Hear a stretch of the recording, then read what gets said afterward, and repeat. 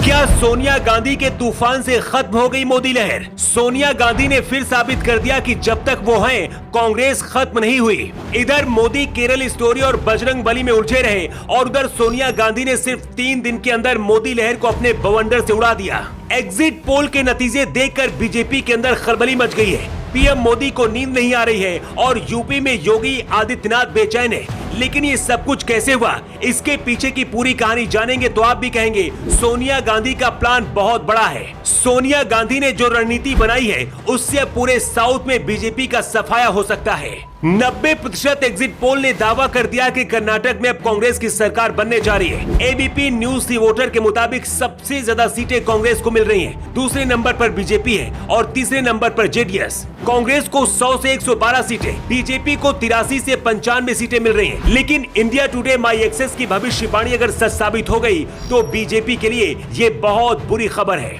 Axis माई India के मुताबिक कांग्रेस को 140 सीटें भी मिल सकती हैं और बीजेपी 70 सीटों में सिमट सकती है। मतलब बीजेपी की पूरी तरह से हार होने वाली है। तो क्या कर्नाटक में मोदी फैक्टर नहीं काम आया? सिर्फ 3 दिन कर्नाटक पहुंचकर सोनिया गांधी ने कैसे मोदी लहर को खत्म कर दिया, इसे समझने के लिए इसके पीछे की पूरी कहानी समझनी होगी। ये है जगदीश शेट्टार। जगदीश शेट्टार कर्नाटक में बीजेपी के पूर्व मुख्यमंत्री भी रह चुके हैं और आरएसएस के कार्यकर्ता हैं। चुनाव से पहले कर्नाटक बीजेपी के अंदर बगावत और गुटबाजी शुरू हो गई थी।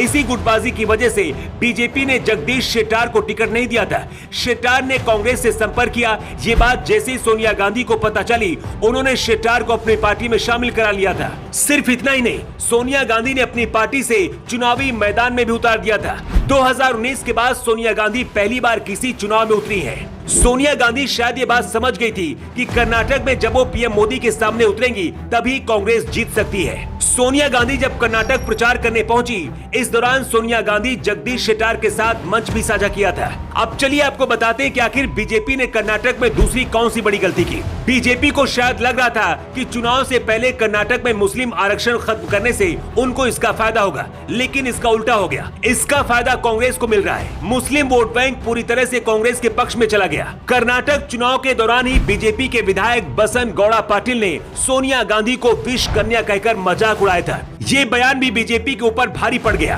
सोनिया गांधी का अपमान कर्नाटक के लोगों ने एक महिला के अपमान से जोड़कर देखा, जिसका नुकसान भी बीजेपी को कुछ हद तक होता दिख रहा है। शायद पीएम मोदी भी ये बात समझ गए थे कि अब कर्नाटक उनके हाथ से निकल रहा है। यही वजह थी कि आखिरी वक्त में केरल फाइल और बजरंग बली के बयान खुद पीएम मोदी अपने भाषण में देने लगे। हिंदुस्तान के इतिहास में शायद ऐसा पहली बार हुआ है जब किसी प्रधानमंत्री ने किसी फिल्म का प्रमोशन किया, धार्मिक नारे लगाकर लोगों से वोट भी मांगे।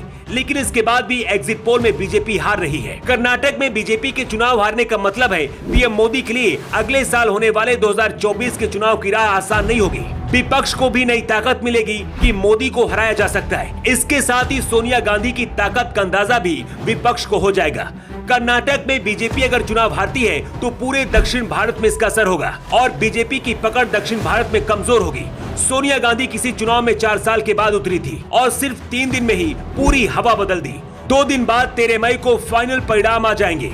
इसके बाद पूरी तस्वीर भी साफ हो जाएगी। लेकिन क्या आपको भी लगता है कि सोनिया गांधी की वजह से कांग्रेस कर्नाटक जीत रही है? क्या सोनिया गांधी के कर्नाटक में प्रचार करने से मोदी लहर गायब हो गई? आपकी क्या राय है? कमेंट बॉक्स पर लिखकर आप जरूर बताइएगा। न्यू टाइम्स के लिए ब्यूरो रिपोर्ट।